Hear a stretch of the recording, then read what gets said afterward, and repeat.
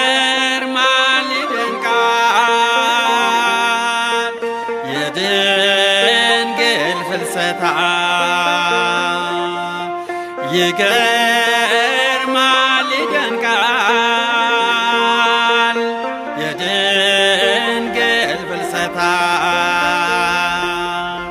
በምስጋና አረገች ከልጇ ተጠርታ በይባብ ያረገች ከልጇ ተጠርታ በስመ አብ ወወልድ ወመንፈስ ቅዱስ አሃዱ አምላክ አሜን። እንኳን ለአባቶቻችን ሐዋርያት በረከት ለሆነውና በታላቅ ናፍቆት ለምንጠብቀው የፍልሰታ ማርያም ጾም በሰላም አደረሳችሁ። ይህ የጾምና የጸሎት ጊዜ ለሀገራችን ሰላምን፣ ለሕዝባችን ፍቅርን፣ ለታመሙት ደግሞ ፈውስን የሚያስገኝ የበረከት ጊዜ ይሁንልን። የእመቤታችን አማላጅነትና የልጇ ቸርነት አይለየን። ወፌ ሰንብታ ሰንብታ መጣሽ ለፍስለታ ሀገር እሼት ነው ኤፍራታ አሳድሪ ማታ ወፌ ሰንብታ ሰንብታ።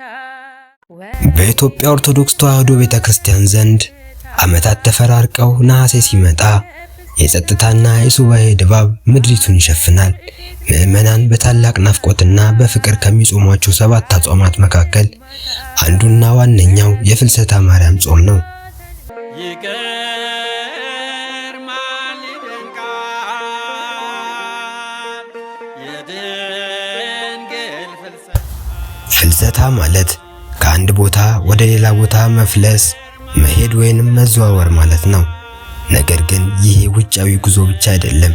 ይልቁንም የእመቤታችን የቅድስት ድንግል ማርያም ንጹሕ ሥጋ ከዚህ ምድር ወደ ገነት ከዚያም ሞትን አሸንፋ ስለመነሳቷና ስለማረጓ የሚናገር ድንቅ ሰማያዊ ምስጢር ነው። እመቤታችን ድንግል ማርያም በዚህ ምድር የኖረችው ዕድሜ 64 ዓመት ነበር። ጥር 21 ቀን በጌቴሰማኒ ስፍራ በክብር ባረፈች ጊዜ ሐዋርያት የተቀደሰ ሥጋዋን ሊቀብሩ በታላቅ ማህሌትና በለቅሶ ወደ መቃብር ይዘዋት ተጓዙ። ነገር ግን ያንን የተቀደሰ ፍቅር የሚያጠፋ ክፉ ቅናት በጠላቶቿ ልብ ውስጥ እንደ እሳት ነደደ። እመቤታችን ድንግል ማርያም በዚች ምድር የኖረችው ዕድሜ 64 ዓመት ነበር። ጥር 21 ቀን በጌቴሰማኒ ስፍራ በክብር ባረፈች ጊዜ ሐዋርያት የተቀደሰ ሥጋዋን ሊቀብሩ በታላቅ ማህሌትና በለቅሶ ወደ መቃብር ይዘዋት ተጓዙ። ነገር ግን ያንን የተቀደሰ ፍቅር የሚያጠፋ ክፉ ቅናት በጠላቶቿ ልብ ውስጥ ነደደ። አይሁድም ቀድሞ ልጇ ከሞት ተነስቷልና አርጓል እያሉን ዓለምን አናወጡ። አሁን ደግሞ እሷንም ተነሳች አረገች እያሉ ሊያስተምሩን አይደለምን?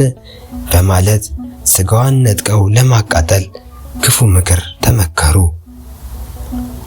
ታውፋንያ የተባለ ጨካኝ አይሁዳዊ የአልጋዋን ሸራ ይዞ ለመገልበጥ እጁን ዘረጋ። ነገር ግን የእግዚአብሔር መልአክ በቅጽበት ወርዶ የታውፋንያን እጅ 2 እጆቹን በብርሃን ሰይፍ ቀጣቸው። እጆቹም ከአልጋው ላይ ተቆርጠው ተንጠልጥለው ቀሩ። ታውፋንያ በታላቅ ፍርሃትና ስቃይ ተውጦ ወዲያውኑ ተጸጸተ። በእውነት እቺ የእግዚአብሔር እናት ነች ብሎ በድንግል ማርያም አማላጅነት አመነ።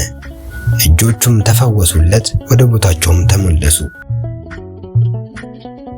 አይሁድ ክፉ ሐሳባቸውን ለማስፈጸም ቢጣደፉም አምላክ ግን የንጹሕን እናቱን ሥጋ ለምድር አሳልፎ አልሰጠም ነበር።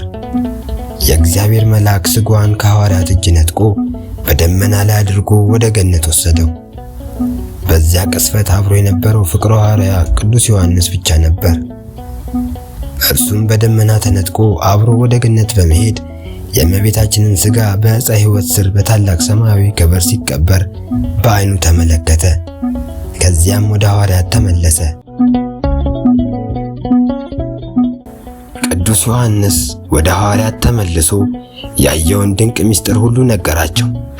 ሐዋርያትም በታላቅ መንፈሳዊ ቅናት ውስጥ በመግባት ዮሐንስ ያየውን ሰማያዊ በረከት እኛ ሳናይ አንቀርም በማለት ከነሐሴ 1 ቀን ጀምሮ ሱባኤ ያዙ። ለ2 ሳምንታት በጾምና በጸሎት ከተጉ በኋላ በነሐሴ 14 ቀን ጌታችን መድኃኒታችን ኢየሱስ ክርስቶስ የእመቤታችንን ሥጋ ከገነት አምጥቶ ሰጣቸው። ሐዋርያትም በታላቅ ክብር በደስታና በምስጋና በጌቴሰማኒ ቀበሯት። ነገር ግን የሕይወት እናት በመቃብር ውስጥ ቀርታ መቅረት አልነበረባትም። ልክ እንደ ልጇ ድንቅ ትንሣኤ በሦስተኛው ቀን ማለትም ነሐሴ 16 ቀን ሞትን አሸንፋ መቃብር ፈንቅላ ተነሳች።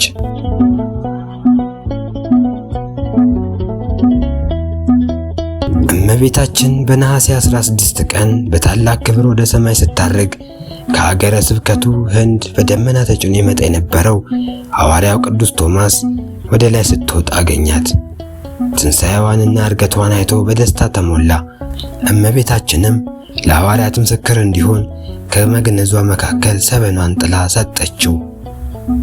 መዓዛ አንቺን የያዘ ሰው ምን ይጎድልበታል? በምልጃሽ በረከት ቤቱ ሞልቶለታል። ዘር መርዋ ቶማስ ወደ ሐዋርያት በመጣ ጊዜ ሌሎቹ ሐዋርያት እኛ የእመቤታችንን ሥጋ ቀበርን አሉት። እርሱ ግን ምስጢሩን እያወቀ ቀድሞ የጌታን ትንሣኤ ሳላይ ቀርቼ ተጸጽቼ ነበር፣ አሁንም የእመቤታችንን ትንሣኤ ሳላይ ቀረሁኝ በማለት ሞት በጥር በነሐሴ መቃብር እንዴት ይሆናል? እኔ አላምንም አላቸው። ሐዋርያት እውነቱን ለማሳየት መቃብሩን ቢከፍቱትም መቃብሩ ባዶ ሆኖ አገኙት። በዚህ ጊዜ ቶማስ የእመቤታችንን መነሳቷን ሰበኗን እንደሰጠችው ነገራቸው። ሐዋርያትም ሰበኗን ለበረከት ተከፋፈሉት። በሚቀጥለው ዓመት ሐዋርያት ቅዱስ ቶማስ ያየውን የእመቤታችንን ትንሣኤ እኛም ሳናይ ዓይናችን ሳያይ በማለት እንደገና ከነሐሴ 1 ቀን ጀምረው ጾሙ። በነሐሴ 16 ቀንም ጌታችን ኢየሱስ ክርስቶስ እንደገና ተገልጦ እመቤታችን ካህን ራሷን ዋና ሰዋኢ አድርጎ ቅዳሴ ቀድሶ አቆረባቸው። ሐዋርያትም የእመቤታችንን ትንሣኤና እርገት በዓይናቸው አዩ። በክንፍሽ ጥላ ጋርደሽ በክንፍሽ ጥላ ጋርደሽ ከልጅሽ ስፍራ ወስደሽ ከልጅሽ ስፍራ ወስደሽ ዛሬም የኢትዮጵያ ኦርቶዶክስ ተዋሕዶ ቤተክርስቲያን ምዕመናን ይህንን የሐዋርያት በረከትን ለመሳተፍ በየዓመቱ ከነሐሴ 1 እስከ ነሐሴ 16 ቀን ድረስ በጾም በጸሎት በቅዳሴና በሱባኤ ያሳልፉታል። የእመቤታችን የቅድስት ድንግል ማርያም በረከት ፍቅርና አማላጅነት ከሁላችን ጋር ይሁን፣ አሜን። ሲኦል ይብላኝ ወይ እኔን፣ ሲኦል ይብላኝ ወይ እኔን፣ እሳት አዝላ እሳት አዝላ እሳት አዝላ እሳት አዝላ ወዲት ባከነሽ ከገሊላ ወዲት ባከነሽ ከገሊላ ካረፍሽበት ከዚያ ስፍራ ሽፍቶች ከበውሽ በዚያ ቆላ ዓይኖችሽ ፈርተው ስለ እነርሱ እንባዎችንም አፈሰሱ። የኔ ይጥፋልሽ ሁለት ዓይኔ የኔ ይጥፋልሽ ሁለት ዓይኔ ባንቺ ፋንታ ባንቺ ፋንታ እኔ በስደት ልንገላታ። እኔን ይጭነቀኝ ይጭነቀኝ እንደ ጠበበሽ ግራ ቀኝ ሽፍቶች ከበው ሲማከሩ ዓይኖችሽ ፈርተው እንባዘሉ። ወፌ ሰንብታ ሰንብታ መጣሽ ለፍስለታ ሀገር እሸት ነው ኤፍራታ አሳድሪ ማታ። ወፌ ሰንብታ ሰንብታ መጣሽ ለፍስለታ ሀገር እሸት ነው ኤፍራታ አሳድሪ ማታ